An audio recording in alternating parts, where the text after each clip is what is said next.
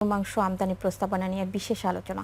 আর এই আলোচনার জন্য আমাদের স্টুডিওতে রয়েছেন বাংলাদেশ রেস্তোরাঁ মালিক সমিতির মহাসচিব ইমরান হাসান। দর্শক, একুশে বিজনেসের অংশটি দেখবেন আলোক হেলথ কেয়ার অ্যান্ড হাসপাতালের সৌজন্যে, powered by national agri care group. জি, আপনাকে স্বাগত আমাদের আজকের অনুষ্ঠানে। জি, ধন্যবাদ আপনাকে।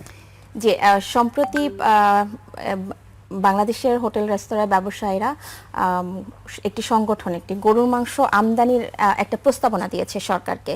এটা আসলে কেন? জি, ধন্যবাদ আপনাকে। আমরাই দিয়েছি প্রস্তাবটা, এবার না 3 বছর আগেও আমরা প্রস্তাব দিয়েছিলাম যখন সরকার আমদানি বন্ধ করে দেয়। কারণ হচ্ছে আমাদের যে মাংসের প্রাইস, যে এখন 900 টাকায় 950 টাকায়ও ভালো গরুর মাংস পাওয়া যাচ্ছে না। বাজারে যে গরুর মাংস 850 টাকায় বিক্রি হচ্ছে তার 30 থেকে 40% হচ্ছে আপনার অনুপযুক্ত। এটা আমরা আমাদের ভোক্তাদের সার্ভ করতে পারি না। তাহলে আমরা পাচ্ছি কত? 900 টাকা 850 টাকা দিয়ে আমরা পাচ্ছি 600 গ্রাম মাংস। সেই হিসাবে আমরা যে প্রাইসে বিক্রি করা উচিত আমরা সেই প্রাইসে বিক্রি তো করতে পারছি না। উল্টো ধরেন আমাদের ভোক্তাদের কাছ থেকে আমাদের নেতিবাচক অনেক আপনার অভিযোগ আছে আমাদের কাছে। আমরা বহুদিন ধরে বলে আসছি যে গরুর মাংসটা আপনি আমদানি করে দেন, কারণ আমাদের দেশের যে ম্যান পাওয়ার, গরু পালতে যে আমাদের ম্যান পাওয়ার কস্ট প্লাস আমাদের যে গোখাদ্য যেটা আর কি, এই গোখাদ্য অনেক এক্সপেন্সিভ। আমাদের অনেক চারণভূমি নাই। আর দ্যাটস ওয়াই আর কি আমাদের কিছু মুষ্টিময় কর্পোরেট ব্যক্তিরা এখন অলরেডি এই ব্যবসাটাও নিয়ে গেছেন। পোলট্রি যেভাবে 4-5টা কোম্পানির আন্ডারে, সেইভাবেই আপনার ধরেন এই গরুর খামার করছেন বড় বড় শিল্পপতিরা, কালো টাকার মালিকরা, বিভিন্ন সরকারি যারা রিটায়ারমেন্টে গিয়েছেন টাকাটা হোয়াইট করার জন্য, অনেক যারা আপনার দুর্নীতিবাজ তারা করেছে। আপনারা লিস্ট করলেই পাবেন। এবং এই কৃষিতে সরকার একটা টেকনিক্যালি এই অ্যাগ্রোতে একটা ফাঁক ফোকর দিয়ে রেখেছে যে আপনি যাতে কালো টাকা সাদা করতে পারেন। সেখানে কিন্তু রিয়েল কৃষক কতটুকু উপকার হচ্ছে সেটা একটা নিরপেক্ষ তদন্ত করলে আপনারা পেয়ে যাবেন। কিন্তু আপনি যেটা বলছেন যে 3 বছর ধরে আপনাদের এই আমদানির প্রস্তাবনাটা আসলে ছিল, কিন্তু বাংলাদেশ সরকার বিভিন্ন সময় আমাদের দেশীয় খামারিদের কথা চিন্তা করেই কিন্তু গরু আমদানিটাও বন্ধ করে দিয়েছে। সেক্ষেত্রে যখন গরুর মাংস, যদিও এটা এখনো আমাদের মৎস্য মন্ত্রণালয় থেকে বলা হয়েছে যে এ বিষয়ে এখনো কোনো পরিকল্পনা নেই, যদি এটা কার্যকর করা হয় সেক্ষেত্রে স্থানীয় যে খামারিরা আছে তারা আসলে কতটা ক্ষতিগ্রস্ত হবে? দেখেন, কেউই ক্ষতিগ্রস্ত হবে না, কারণ পোলট্রিতে আপনি দেখেন চয়েস আছে মানুষের। ওখানে আপনি ব্রয়লার মুরগি কিনতে পারছেন, সাধারণ মানুষ কিনে খাওয়ার জন্য ব্রয়লার মুরগিটা একটা পপুলার হয়ে গেছে। যদিও এখনও ব্রয়লার মুরগি অনেক দাম, সাধারণ মানুষ খেতে পায় কিনা সন্দেহ। আপনি দেখেন ওইখানে সোনালী মুরগি আছে, অন্যান্য মুরগি আছে। দেশি মোরগ কিন্তু দাম দিয়ে খায়, দেশি মোরগ কিন্তু এখনও ক্রাইসিস। যদি দেশি মোরগটা অ্যাভেলেবেল হতো তাহলে তো কম দামি হতো। দেশি মোরগ মুরগি আমাকে 600 টাকার নিচে কোনো মোরগ মুরগি কেজিতে নাই। তার মানে কি ডিমান্ড আছে।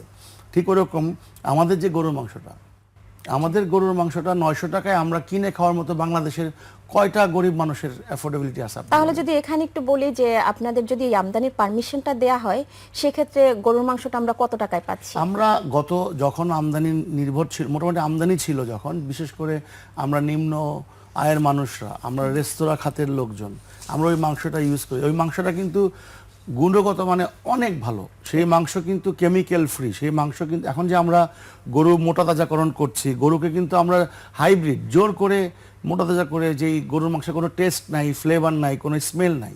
তো সেই জন্য আমরা দামও বেশি দিয়ে কিনছি। কিন্তু আমরা যে গরুটা ইম্পোর্ট করতাম গরুর মাংস, বিশেষ করে ইন্ডিয়া থেকে আসতো, আর্জেন্টিনা থেকে আসতো কিছু, ইভেন ব্রাজিল থেকে আসার সুযোগ আছে। পুরো মিডল ইস্ট থেকে শুরু করে মালয়েশিয়ায় এত বড় জায়গা থাকা সত্ত্বেও কিন্তু ইম্পোর্ট বেসড, দেশীয় আছে ইম্পোর্টও আছে, চয়েস আছে মানুষের কাছে। এখন আমার সাধারণ মানুষ তো কিনতে পারছে না, আমরা রেস্তোরাঁও কিনতে পারছি না। তো আমাদের ব্যবসাটা কোথায় হবে? আমি তো ইচ্ছা করলে দাম বাড়াতে পারি না, আমার ভোক্তাদের অ্যাফোর্ডেবিলিটি থাকতে হবে। কিন্তু আমরা যদি সেক্ষেত্রে ভোক্তার স্বার্থটা বিবেচনা করি, যেটা আপনি বলছেন যে আমরা আসলে উৎসব ছাড়া কিন্তু আমরা গরু মাংসটা অনেকেই কিন্তু খেতে পারে না, সেক্ষেত্রে দামটা আসলে কেমন পড়তে পারে? এখন 400 থেকে 500 টাকায় পড়তে পারে ম্যাক্সিমাম। এখনকার ডলারের রেট অনুযায়ী যদি গরুর মাংস আমরা ইম্পোর্ট করি 400 থেকে 500 টাকা। আরেকটা বলে রাখি, গরুর মাংসের জন্য কিন্তু আমাদেরকে বিভিন্ন খাবার, গোখাদ্য ইম্পোর্ট করতে হয়, অনেক কিছু ইম্পোর্ট করতে হয়। কিন্তু আমরা তো সেই একই ইম্পোর্ট করছি। তো আমরা বলছি যে কোরবানিটাকে একটা বাণিজ্যিকীকরণ করে ফেলা হয়েছে। আপনার কোরবানি আগে যেখানে একটা সাধারণ কৃষক তার গরু পালতো, সারা বছরের একটা কৃষক একটা দুটা গরু পেলে বিক্রি করতো, সেখানে কিন্তু ওই কর্পোরেট আগ্রাসনে কিন্তু সাধারণ কৃষক তার প্রাইস কিন্তু পাচ্ছে না, কারণ আমরা কোরবানিটাকে একটা ব্যবসা বান্ধব করে ফেলছি। এখানকার আমাদের যে ধর্মীয় যে চেতনা, সেটাকে একটা মোল্লাতন্ত্রের মাধ্যমে কোরবানিটা, যেখানে আমার মনের পশু কোরবানি দেওয়ার কথা পশু কোরবানির মাধ্যমে, সেখানে এখন বাজারে একটা আমাদের সমাজে স্ট্যাটাস হয়ে গেছে, আপনি কত বড় কোরবানি দিলেন, কত গরু, কয়টা কোরবানি দিলেন, কত বড় গরু কোরবানি দিলেন, একটা স্টাইল হয়ে গেছে। সেটা তো আসলে হওয়ার কথা ছিল না। এখন ওই কোরবানিতে গরিব মানুষ আর কতটুকু গরুর মাংস পায়, একবেলা দুই বেলা খেতে পায়। গরুর মাংস নিজেদের মধ্যেই বন্টন হয় বিশেষ তাহলে করে। কি আপনি বলতে চাচ্ছেন যে আসলে যে গরু খামার বা ওভারঅল যে গরুর মাংস ভোক্তা পর্যায়ে আসতে, এটা আসলে মধ্যস্বত্বভোগীদের হচ্ছে না, আন্ডারে সেটা তো চলে আছে। যাচ্ছে? আমার কথাটা আমি আসলে শেষ করতে পারি না। আমি বললাম যে আমরা সাধারণ মানুষের জন্য প্রোটিন এনশিওর করতে চাই। আমরা আমাদের রেস্তোরাঁয় গরুর মাংস সার্ভ করতে চাই, আমরা অবশ্যই এটা ভালো প্রোডাক্ট হতে হবে এবং রিজনেবল প্রাইসে দিতে হবে। আমি 900 950 টাকা 1000 টাকায় গরুর মাংস কিনে আমার ভক্তদেরকে খাওয়াইতে পারবো না। দুই, এই বাণিজ্যিকীকরণ যে কোরবানির মাধ্যমে যে ধর্মীয় মূল্যবোধের তো সর্বোচ্চ নিচে চলে গেছে, আমরা এখান থেকেও বেরিয়ে আসতে চাই। আমাদের ধর্মে কি আছে? কোরবানি মানে হচ্ছে কোরবানির মাধ্যমে আপনি আপনার মনের পশুটাকে কোরবানি দিবেন, পাশাপাশি আপনার সবচেয়ে প্রিয়, আপনি পেলে পুষে বড় করেছেন, সেটা আপনি কোরবানি দিবেন। এখন আপনি এক শ্রেণীর মানুষ আছেন যারা বড় বড় ব্যবসায়ী, তারা ওইখানেও এই কোরবানির মাঠে, আপনাদের রিপোর্টে দেখলাম আমাদের যেখানে 1,90,000 চাহিদার বিপরীতে 2,40,000 রেডি, কিন্তু আমরা তো কমে পাবো না। তো দেশে আমরা বললাম যে লেভেল প্লেইং ফিল্ডটা থাকা দরকার, যাতে আমরাও বাজারে চয়েস থাকে। আমি 500 টাকাও মাংস কিনতে চাই, বেসিক্যালি যদি সত্যিকারের গরু মাংস বাংলাদেশেও পালে, এটা 600 টাকার উপরে যাওয়া উচিত না। ওই এক শ্রেণীর, আপনি দেখেন এটার হাসিল, পথে পথে চাঁদাবাজি, গোখাদ্যের দাম বেশি, তারপরে আপনার অনেক গরুর কৃষি কর্মকর্তা ঠিক মতন উপস্থিত না থাকার কারণে অনেক গরু অকালেই মরে যায়। আমাদের শ্রমিক এক্সপেন্সিভ হওয়ার কারণে আমাদের গোখাদ্যের দাম বেশি হয়ে যায়। সেই জন্য আমরা বলেছি যখন আপনার ইম্পোর্ট হবে, তাহলে সাধারণ মানুষ গরু মাংস অ্যাফোর্ড করতে পারবে, আমরাও কিনতে পারবো, পাশাপাশি আমাদের দেশি খামারি কিন্তু কম্পিট করতে পারবে। আপনি চাল আমদানি কম হচ্ছে, চাল ইম্পোর্ট করছেন না, ডাল কম হচ্ছে, ডাল ইম্পোর্ট করছেন, তেল কম হচ্ছে, তেল ইম্পোর্ট করছেন, কিন্তু আমার গরুর মাংসের সমস্যাটা কোথায়? আমার ব্রয়লার মুরগির জন্য আপনি তো সমস্ত ফিডটা বাইরে থেকে ইম্পোর্ট করছেন, তাহলে আমি ইম্পোর্ট করতে গেলে সমস্যা কোথায়? সেটা আচ্ছা, সেক্ষেত্রে যদি আরেকটা ইস্যু যদি আমরা টানি, আসলে এটা কিন্তু আরেকটা শঙ্কার বিষয়, সেটা হচ্ছে যে আমদানিকৃত মাংসের মান, স্বাস্থ্য ঝুঁকি এবং হালাল বিষয়গুলো যদি বিবেচনা করা হয়, সেটা একটা বিষয়। আরেকটা বিষয় হচ্ছে যে আমাদের দেশে কিন্তু কোল্ড স্টোরেজ সংকটটা অনেক বেশি, সেটা আমরা প্রিজার্ভ করতে পারবো, সেই সমস্যাটাই বা কতটা দেখুন, এটা তো হচ্ছে? নতুন না, আগে তো ছিল। জি। আগে অনেক আমদানিকারকের এখনো আছে, কোল্ড স্টোরেজ আছে, সাপ্লাই চেইন ঠিক আছে, সব আছে। আপনাকে একটা এক্সাম্পল দিই, মিডল ইস্টের ইভেন অনেক দেশ আমদানি নির্ভর, তারা কি হালাল মাংস খাচ্ছে না? আমাদের চাইতে তো বেশি তারা, আমরা হালালই আনবে, যারা আনবে হালাল সার্টিফাইড আনবে, তাদের ওখানে প্রসেস করে নিয়ে আসবে হালাল। আমরা কি তেলে কি চাল, আমরা যে কোনো তেল আমদানি করছি, তেলটা কিসের তেল? আমরা অনেক কিছু আমদানি করছি, সাবান, সেটা কি হালাল না? আমরা দেখেই আনছি। আমরা ডেফিনেটলি, আগেও হালাল মাংস ছিল, এখনো থাকবে।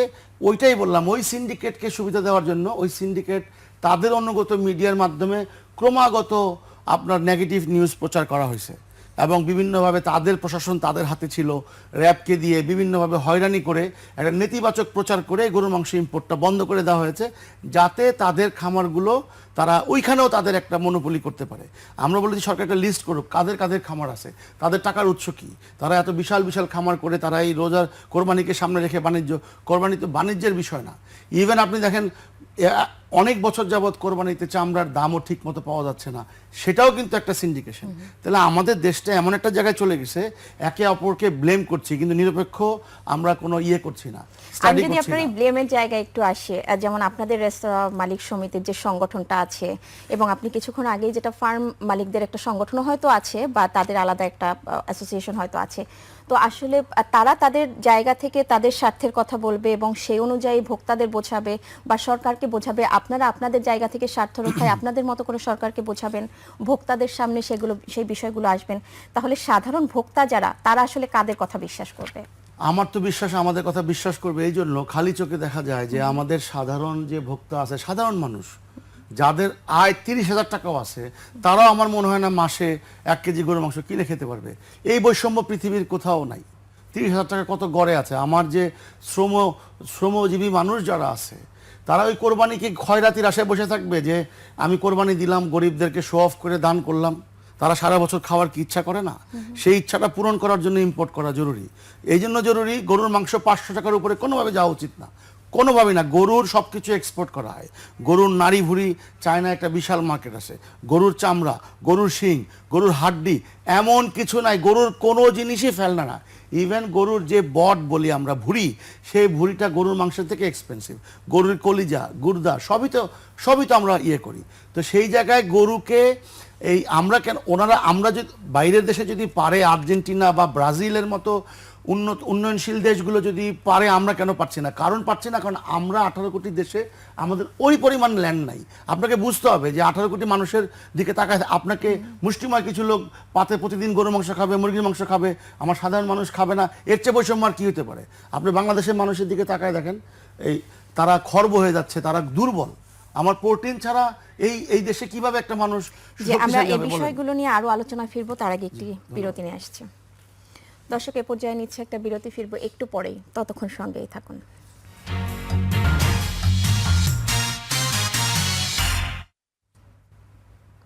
আবার স্বাগত 21 বিজনেসের সঙ্গে আছি মহিমা পলি। দর্শক, বিরতির আগে দেশের রেস্টুরেন্ট ব্যবসা ও গরুর মাংস আমদানির প্রস্তাবনা নিয়ে কথা বলছিলাম বাংলাদেশ রেস্তোরাঁ মালিক সমিতির মহাসচিব ইমরান হাসানের সঙ্গে।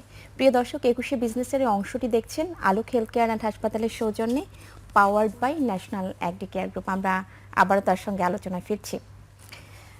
বিরতির আগে যদিও সাধারণ ভোক্তাদের স্বার্থ রক্ষায় আপনি একটা কথা বলেছিলেন যে এটা আসলে যদি আমদানির সুযোগ দেওয়া হয় সেক্ষেত্রে মাংসের অ্যাভেলেবিলিটি অর্থাৎ মাংসের দাম পড়বে 500 টাকার মতো। যদি একটু জানতে চাই যে আপনাদের আসলে আমদানি খরচটা তাহলে পার কেজিতে কেমন পড়বে? দেখুন, ওইটা এখনকার বাজার অনুযায়ী বলা যাবে। এখনকার রানিং বাজার কষ্ট আমি বলতে পারছি না, কিন্তু আমরা লাস্ট যখন আমদানি করেছিলাম 400 থেকে 500 টাকায়, আমরা 550 টাকায় আমরা গরুর মাংস পেতাম, এবং খুবই ভালো কোয়ালিটির মাংস ছিল সেইটা। এই তথাকথিত তাহলে তখন এখানে স্থানীয় বাজারে কতটা ছিল? এইটাই ছিল স্থানীয় বাজারে তখন 750-800 টাকা ছিল। আচ্ছা, তখনও বাড়তি দাম ছিল, এখন তো আবার বেড়েছে। মাঝখানে দাম কমেছিল সরকারের মনিটরিং এর কারণে, এখন সেই মাংস চলে গেছে 850 টাকা। নতুন সরকার এখনো কিছু বুঝে উঠতে পারে নাই। আমরা আশা করছি সরকার, এই জন্য অ্যাড্রেস করছি, সরকার এখন থেকে যদি একটু মনোযোগ দেয়, আমাদের 18 কোটি মানুষের আমাদের প্রোটিন নিশ্চিত করতে হবে। শুধু রেস্তোরাঁ ব্যবসা করে বলছি তা না, নিজের কাছেও খারাপ লাগছে। বহু মানুষ বলে কবে এক টুকরা দিয়ে মাংস খাইছি, ভাত খাইছি জানি না। তো এইটা কেন হচ্ছে? কেন এই সমাজে এই বৈষম্য তো থাকতে পারে না।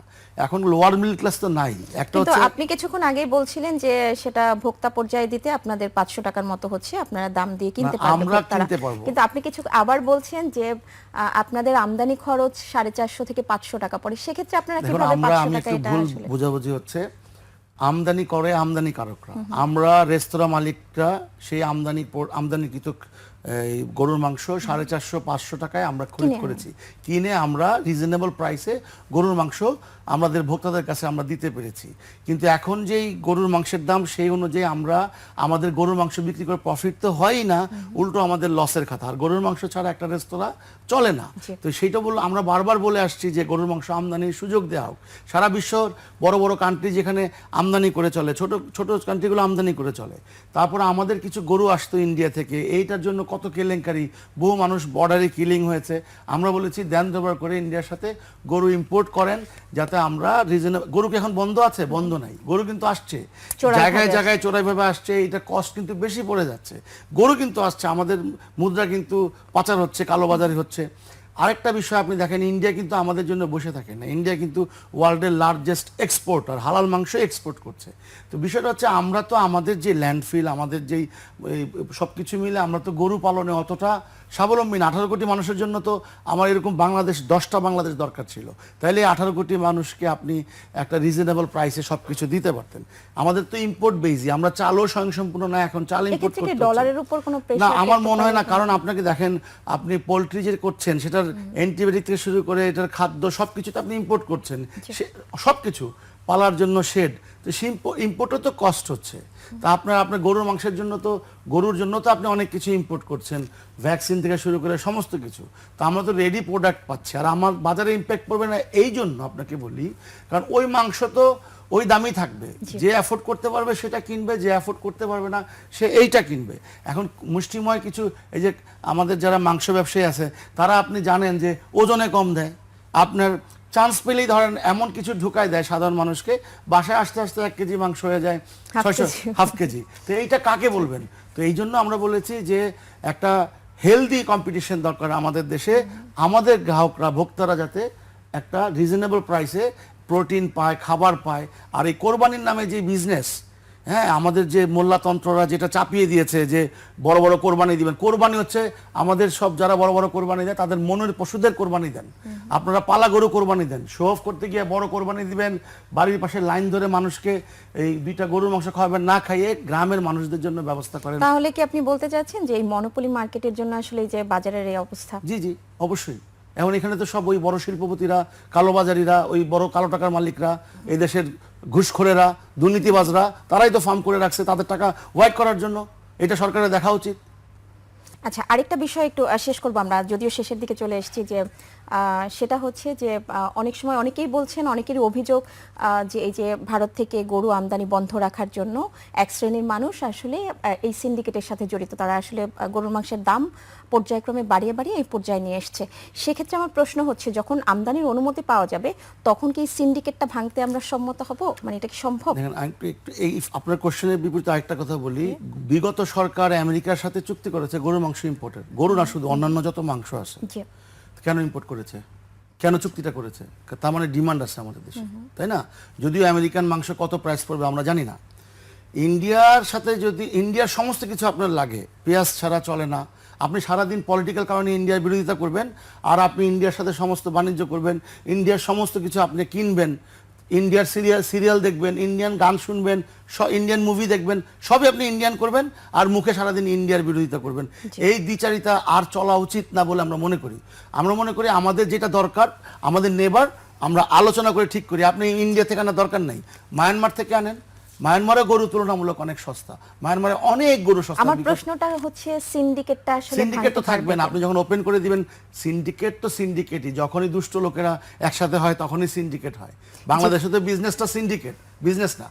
দুষ্ট লোকেরা একসাথে হলেই ওইটা একটা সিন্ডিকেট হয়ে যায়। সেই দুষ্ট লোকদের যাতে সিন্ডিকেট না হতে পারে সরকার ব্যবস্থা নেবে। সেই জন্য তো বললাম আমদানি খুলে দেখ, যার সবাইকে আমদানির লাইসেন্স দেখ, যার মন চায় সে আনবে, যার মন চায় সে আনবে না। এবং যাদের লজিস্টিক সাপোর্ট আছে, যারা এটা রিয়েলভাবে বাজার পর্যন্ত পৌঁছাতে পারবে, তাদেরকে দেখে শুনে ছাড়ুক। এটা করতে যেন 2-4 বছর না লাগে, 10 বছর না লাগে।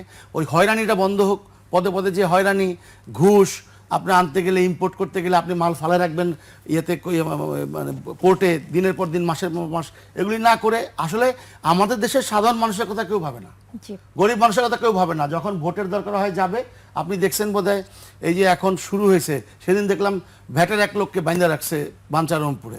তো সামনে এমন দিন আসবে না যে যেখানেই সরকারি লোকজন বা যারা অনিয়ম করবে তাদের উপর যে জি, জুলুম আমরা হবে না, এর কোনো শেষ গ্যারান্টি নাই পর্যায়ে- কিন্তু। জি, শেষ পর্যায়ে চলে এসেছি। আপনাকে অনেক ধন্যবাদ জি, সময় দেওয়ার ধন্যবাদ জন্য। জি। দর্শক, এতক্ষণ দেশের রেস্টুরেন্ট ব্যবসা গরুর মাংস আমদানির প্রস্তাবনা এবং এর নানা দিক ও করণীয় নিয়ে কথা বলছিলেন বাংলাদেশ রেস্তোরাঁ মালিক সমিতির মহাসচিব ইমরান হাসান। নিচ্ছে একটা বিরতি।